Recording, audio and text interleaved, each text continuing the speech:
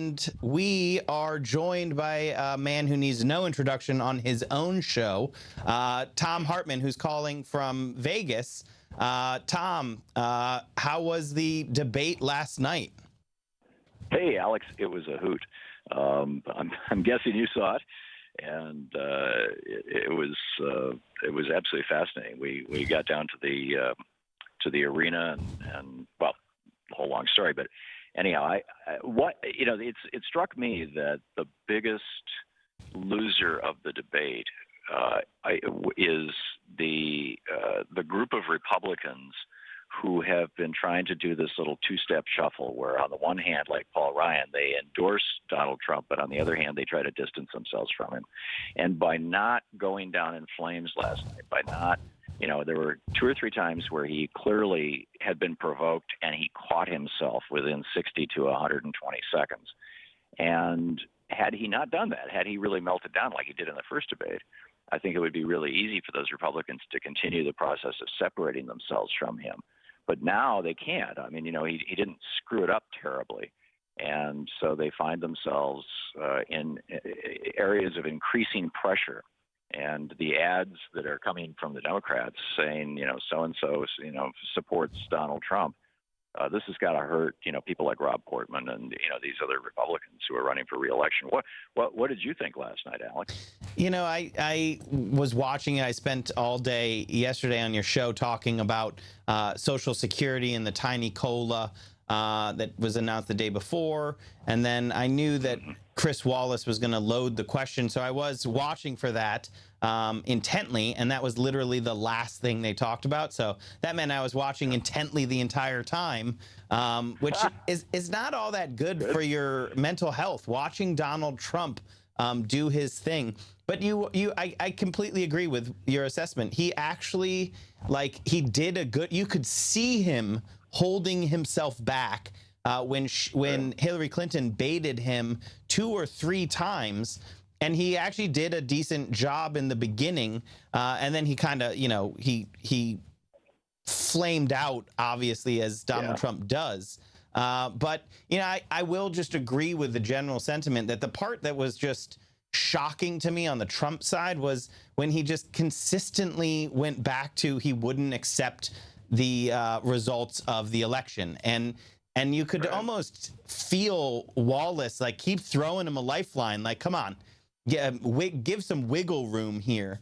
But that was just it was an amazing thing to see. It was a horrifying thing to see as well. And literally the minute after the debate was done, the talking heads in the spin room were just disagreeing with him, right? I mean, his people were like, oh, yeah, he didn't mean that.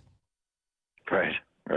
Which we've seen before. I mean, and so, whether the debate moved the needle for anybody, time will tell, obviously.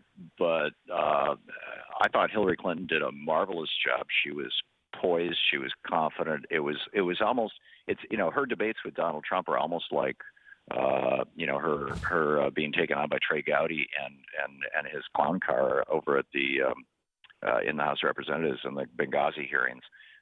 She's composed. She's solid. She knows her information. She's, when you looking at that debate last night through the eye of a citizen, as a citizen who is concerned about, the possible future.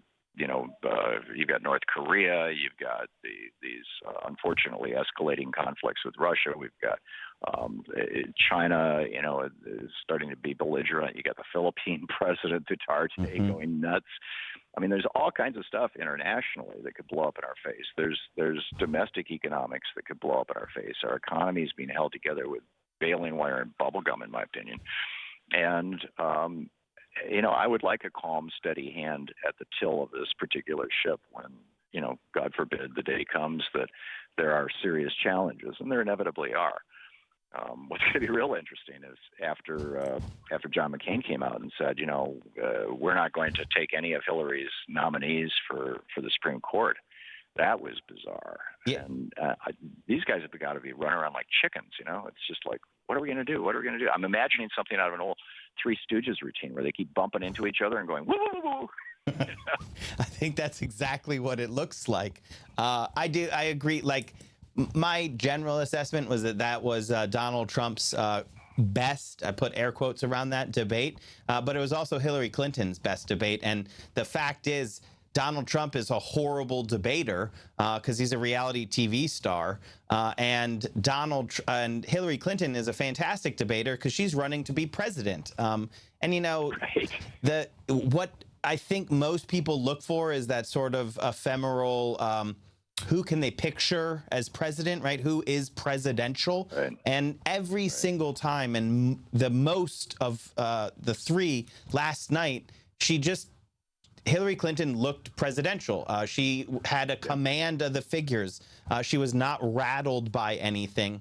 And Donald Trump it was clear he was trying to tread water as best as he could, and he's not very good at it. Yeah, and it was interesting.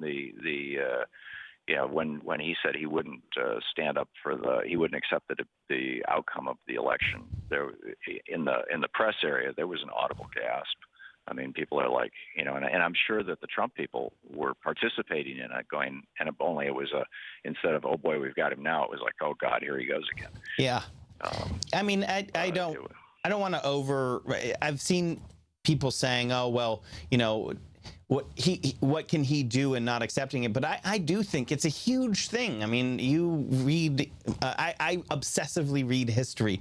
The United States is miraculously amazing in its peaceful transit. If you look at the history of humanity, the amount of power that is in the United States and in the office of the president, and it peacefully transfers, is incredible. Right? It is rare. Yeah. It is a supreme achievement of humanity that this amount of power transfers peacefully every time, and that it was shocking. I think it shocked everybody that this guy, and it made it clear that he's not running for president. He's playing this other game. He's running for a reality TV show or something.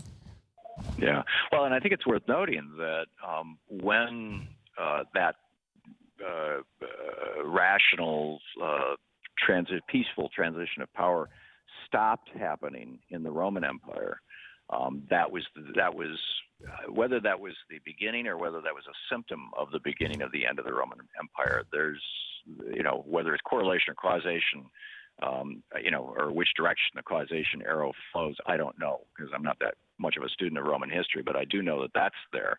And the same thing with the Greeks. When Aristotle participated in the plot of the 400 and then the plot of the 40, to overthrow the Greek government, that was the beginning of the end there too. So it's like, so here you have a republic, the Romans, and a democracy, the Greeks, and both of them being destroyed essentially by leaders refusing to surrender power to based on the will of the people.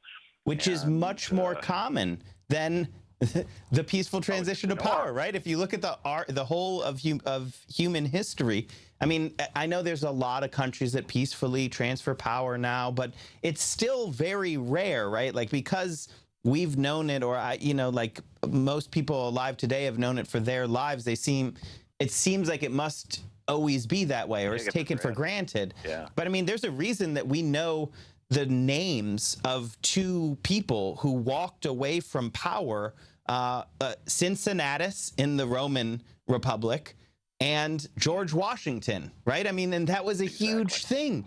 And that is what he was rejecting, in my opinion, when he was rejecting the outcomes of the election. What he was really rejecting was the legacy of what George Washington did in helping to create what we know as the United States when he relinquished power. Yeah, and in my humble opinion, he did it for the crassest of reasons, which is that he wants to set up, I believe, that he wanted to set up his TV network. He's creating the first major meme for his TV network, the only president of the United States who was never president of the United States, Donald Trump. And it's just, he's still running a scam.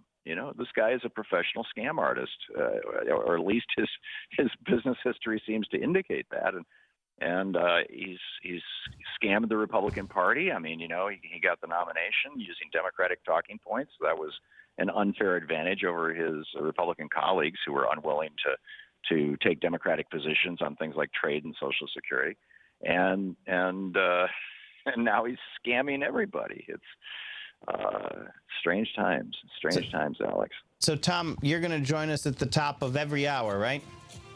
Yeah, I want to just check in with you, and one of the things I'd like to know is, if you can give me a recap of, what people are saying when they're calling in and things. I'm curious, and we'll see where this all goes.